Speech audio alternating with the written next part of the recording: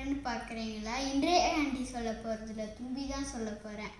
இங்கே ஃபஸ்ட்டு ஒரு ஆள் இருக்கார்ல, இவர் தான் அரவிந்த் குப்தா. எதுக்கு சம்மந்தமே இல்லாமல் இந்த பிக்சர் போட்டிருக்காங்க அப்படின்னு கேட்டால், இந்த புக்கை எழுதலான்னு சிவராஜுக்கு இவர் தான் ஐடியாவே தந்தார்.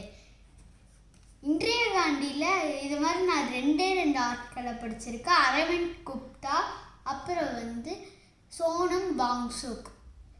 சோனம் வாங்சுக் படிப்பறிவே இல்லாத மாதிரி லடாக் இதில் வாழ்ந்துட்டு இருந்தார். ஆனால் அவர் எப்படி 100 மார்க் எடுக்கிறாரு, இதுதான் அந்த கதையை பேஸ் பண்ணி இருக்கு. அப்புறம் இது மாதிரி அரவிந்த் குப்தா இருக்கார்ல, இவர் இது மாதிரி ஒரு காலேஜுக்கு ப்ரொஃபஸராக இருக்கார். அப்படின்னா சும்மாவே போர்டில் எழுதியே நம்மளுக்கு போர் அடிக்க வச்சுருவாங்கள்ல, அது மாதிரி ப்ரொஃபஸர் இல்லை. இவர் ஒரு ப்ராஜெக்ட் இப்போ ஏதாவது எடுக்கிறாங்கன்னா, இவர் ஃபஸ்ட்டு அவரோட வீட்டில் எல்லாத்தையும் உருவாக்கிட்டு தான் எடுப்பார். இந்த ஸ்ட்ராவை வச்சு ஒன்று பண்ணியிருக்காருல்ல, இதுதான் டிஎன்ஏ. இதுக்குள்ளே தான் இதெல்லாம் போட்டிருந்தாங்க. இதுக்குள்ளே தான் இது போட்டிருந்தாங்க. இங்கேயே இருக்கு. பசியான நீர் நாய் சொல்ல போகிறேன். ஒரு நீர் நாய் இருக்குது. அது அது ரொம்ப பசியாக இருக்குது. எங்கள் அம்மா அப்பாக்கிட்ட நான் நல்ல பேர் எடுக்கணும்னு பார்க்குது. அதே நீருக்குள்ளே இறங்கி போய் ஃபிஷ்ஷை தேடுது. ஆனால் அது போனாலே வலிக்கிட்டுக்கிட்டு சரிஞ்சுக்கிட்டு விழுந்துக்கிட்டு பண்ணுது. ஏன் நீர் நாய் தண்ணிக்குள்ளே போகாமல் மேலே இருக்குன்னு பார்த்தா அங்கே ஐஸு. அதுக்கு ஒரு மாதிரி ஸ்ட்ரேஞ்சாக ஃபீல் ஆகுது. இது மாதிரி மனுஷங்களுக்கு தெரியாது ஐஸ்னு, மிருகங்களுக்கு தெரியாதுல்ல. அது கொஞ்ச நேரம் இது என்ன ஸ்ட்ரேஞ்சாக இருக்குது அப்படின்னு பார்த்தாதான், ஓ இது பனிக்காலமா அப்படின்னு பார்த்துட்ருக்கு. அப்புறம் எப்படியோ அது ஸ்டாண்ட் பண்ணி ஒழுங்காக அங்கே நிற்கிது. இது எப்படி இங்கே ஆச்சு, எல்லாமே ஸ்ட்ரேஞ்சாக இருக்கே, வெள்ளையாக தான் தெரியுது ஸ்னோ அப்படின்னு பார்க்குது.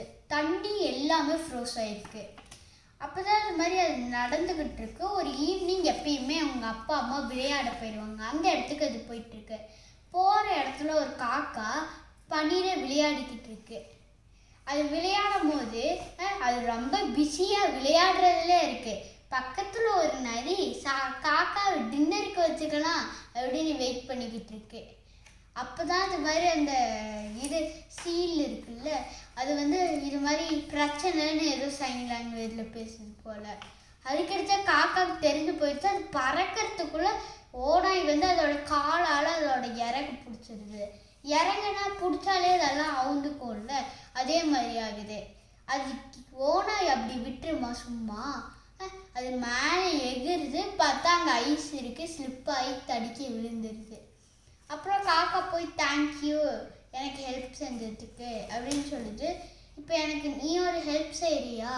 என்னென்னா இது மாதிரி எனக்கு ரொம்ப பசியாக இருக்குப்பா, எனக்கு இப்போ ஃபிஷ் எடுக்கணும். ஆனால் நதியெல்லாம் ஃப்ரோசனாக இருக்குது.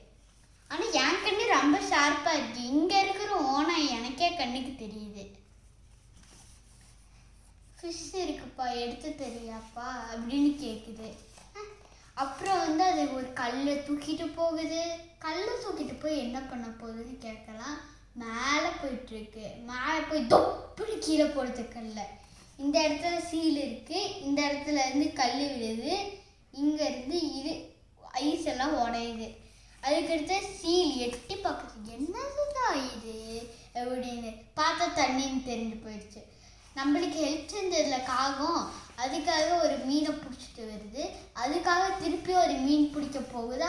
பிடிச்சிட்டு மேலே வரும்போது அந்த ஹோலை காணோன்னே காக்காவுக்கு அது தெரிஞ்சு போயிடுது, இது எங்கேயோ தொடங்கிடுச்சுன்னு. அப்படியே திருப்பி தொப்புன்னு ஒரு கல்லை தூக்கி போடுதா. கல் அந்த சைடு இருந்து விழுறது கேட்குது, விழுறது அதுக்கு தெரியுது. அந்த சைடு நோக்கி போகுது. அப்போ இன்னொரு ஹோல் இருக்கிறத பார்த்துட்டு வந்துடுது மேலே. அப்புறம் காக்கா தேங்க்ஸ் சொல்லிட்டு அது பாட்டுக்கு போயிடுது. அது அந்த ஈவினிங்க்கு அவங்க வீட்டுக்கு வரும்போது அவங்க அப்பா பார்க்குறாங்க, சிஸ்டர் பார்க்குறாங்க, தம்பி பார்க்குறாங்க. எப்படி இவன் அந்த நதி ஃப்ரோசனாக இருக்கும் போது மீன் பிடிச்சிருப்பான்? அதுக்கடுத்தது அவங்க ஃபிஷ்ஷை சாப்பிட்ருக்கும் போது அவங்க பேசிக்கிட்டே இருக்காங்க. இவன் ஸ்டோரி எல்லாம் சொல்கிறான். இது மாதிரி என்ன ஸ்டோரினா, ஒரு புது ஸ்டோரி இல்லை, இவனோட ஸ்டோரியை சொல்கிறான், அவன் எப்படி அந்த ஃபிஷ்ஷை பிடிச்சான்றத.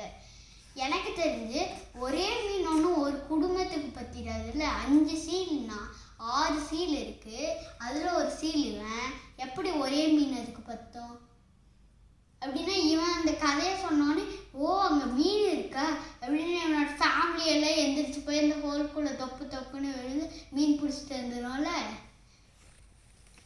இதோட கதையை முடிக்கிறேன். பாய், நன்றி.